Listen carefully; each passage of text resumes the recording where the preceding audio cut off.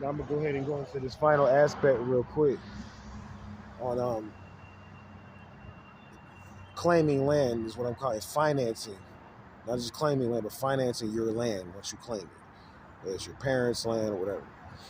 So last but not least, you've monetized. You got to watch the last 4 episodes before this to understand this. So you've done all this monetizing. You understand advertising. You found ways to monetize, whether it was through cash, credit cards, whatever. So you've monetized on this land. Your application has got accepted from what you've measured. You may need to get a reading or something. You call me up and get a reading if you don't understand how to read this stuff, and I'll help you out. Or just ask any kind of questions. You can always text me at, again, area code 513-487-9415. And I try to always keep that line available as long as we're able to afford it.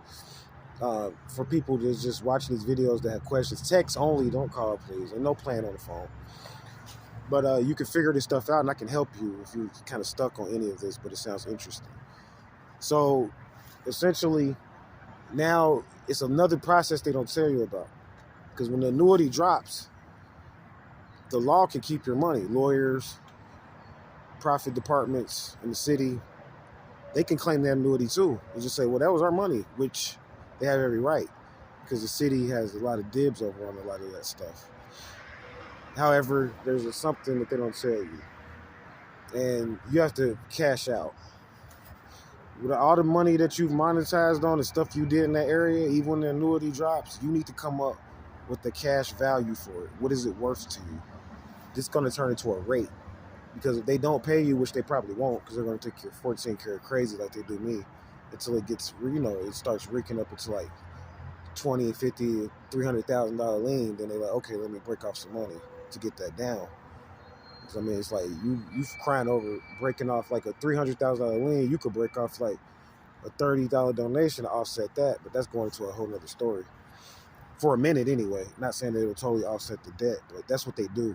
They just throw money at you when they see you're a threat. They're like, okay, throw some money in to get this lien off of our city. So you got this lien in this area or whatever, but they didn't cash you out. You never received anything. This turns into a rate, because they probably won't. That doesn't mean you're out. You're shit out of luck. Excuse me. That just means that you have to figure out the rate for it, and it's going to carry over after the annuity drops. You could begin to visa this as a separate annuity, but be intelligent though. Because, I mean, these annuities, like I said, rank up, and your rates might be nothing in the end. Nothing to $1 million. You gotta remember, one annuity can turn into $1 million easily.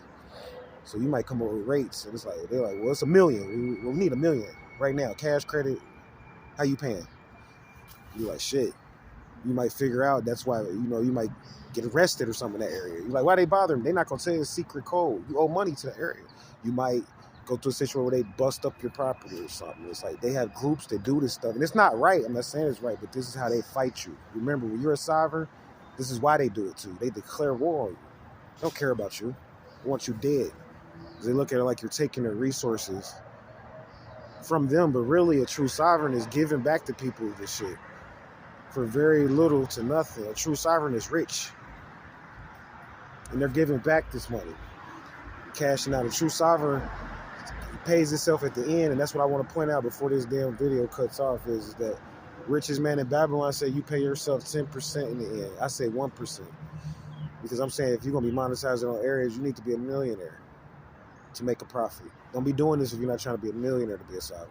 Meaning that you got to count $1 million some kind of way, or 1 million fiat notes, or $1 million worth of credit, and turn that into money. But you need to count $1 million, or don't even get into it. So when the annuity drops, they never cashed you out. Your fee just carries over into the next cycle, and I have to show you how these numbers carry over. This is going into the multi-level aspect that they don't teach us about the city and this government. These cities, excuse me, this government, these cities, this government. How it's multi-level and it's for the people and by the people. But if you're not careful, foreigners will take your land, and that's what happened through corporations. And we'll talk about that in the future. Corporations, how do you do business with them?